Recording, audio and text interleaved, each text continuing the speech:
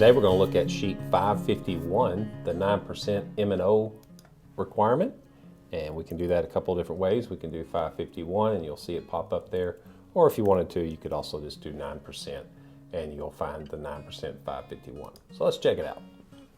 All right, it's pretty straightforward. It just does the calculations for you, but it doesn't show anything right off the start because we have not selected our school. So I'm going to select my old district because I know some history, and hopefully this can teach you how you can apply it and use it for your school. So one of the great things about the 9% M&O worksheet in Cfam is you can see year-to-year comparisons, and you can see, well, why did we fluctuate if we did, or was it staying steady, or was it above the requirement line that you see here? The red line, that's what that indicates in this sheet. It's not the budget, but rather the compliance amount, whatever amount we needed to meet at the 9% maintenance and operation requirement. To demonstrate why it's good to look at multiple years, at West Memphis, they were in a lot of building projects. They had older facilities starting in 2015, 2016, and they went on a major construction project, renovation, reducing some of the schools to lower cost and provide a better learning environment.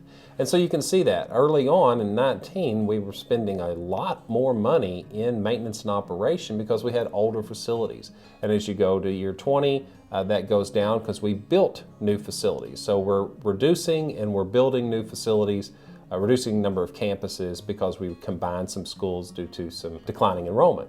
And then we get down to 21 and we're really efficient. Now in 22, it peaks up again, and this was due to an athletics facility expenditure that we chose to pay out of operating rather than the building fund. You can do that however you want to, but that's why the money shot up there, because we did another new construction that came right out of operating.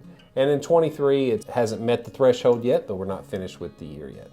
And that is pretty much it for the 9% M&O. I don't want to go too detailed. You can get more granular if you want to. As I discussed it, I hovered over each bar and you can see the details of each bar each year of what you spent and how that was in relation to the 9% M&O requirement line. But that's pretty much it. You can compare other schools. We had our neighbor Marion started their building process much earlier. They capitalized on the partnership money as soon as it came out.